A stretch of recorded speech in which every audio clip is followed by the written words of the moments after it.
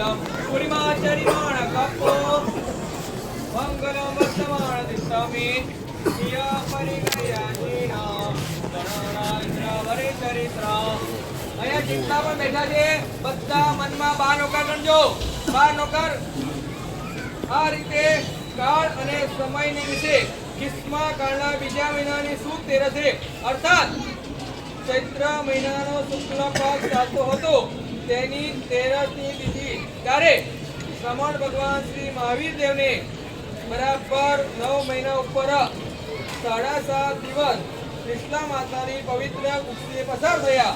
પ્રસંગોપાત અહીં 24 સગડા તીર્થંકરનો ગર્ભનો કાળ કહેવામાં આવે છે।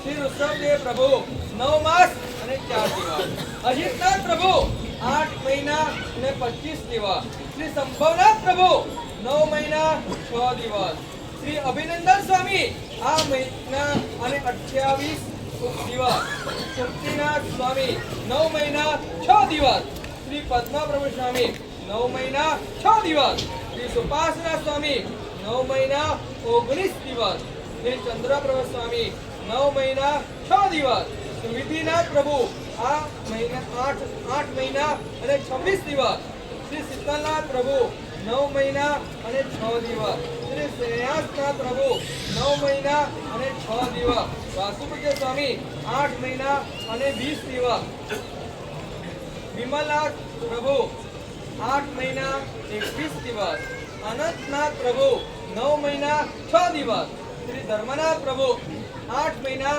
26 દિવસ, શ્રી શાંતિનાથ પ્રભુ 9 મહિના 6 દિવસ, શ્રી કુંતનાથ પ્રભુ 9 મહિના 5 દિવસ, શ્રી હરનાથ પ્રભુ 9 મહિના 8 દિવસ, શ્રી મલ્લિનાથ પ્રભુ 9 મહિના 7 દિવસ, શ્રી મુનેશ્વર સ્વામી 9 મહિના 8 દિવસ, શ્રી નમીનાથ પ્રભુ 9 મહિના 8 દિવસ, શ્રી નેમિનાથ પ્રભુ 9 મહિના 8 દિવસ, શ્રી પાસનાથ પ્રભુ 9 મહિના 6 દિવસ, શ્રી મહાવીર સ્વામી પ્રભુ 9 મહિના 7.5 દિવસ ગર્ભ અવસ્થામાં રહ્યા। પ્રભુ મહાવીર દેવના જન્મ સમયે ગ્રહો ઉચ્ચ સ્થાનમાં હતા। વળી ત્યારે ચંદ્રનો ઉત્તમ યોગ થયો હતો, રજોવૃત્તિ વગેરે ન હતી, તેથી દિશાઓ સૌમ્ય શાંત હતી।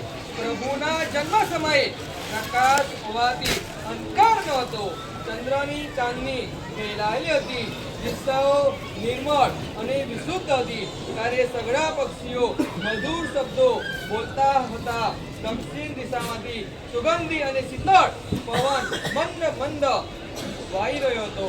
ધરતી સર્વ પ્રકારના ધન ધાન્યથી ભરપૂર બની હતી। સુકાળ આરોગ્ય વગેરે અનુકૂળ સંયોગને કારણે હર્ષિત રહેલા અને વસંત ઉત્સવ વગેરેમાં ક્રીડા કરી રહેલા લોકો હતા। ત્યારે મધરાત્રિ સમયે પુત્ર ફાલ્ગુની નક્ષત્રમાં ચંદ્રનો યોગ પ્રાપ્ત થયો। ત્યારે આરોગ્યવાળા અર્થાત જરા પણ પીડા વગરના પુત્ર રત્નને કૃષ્ણ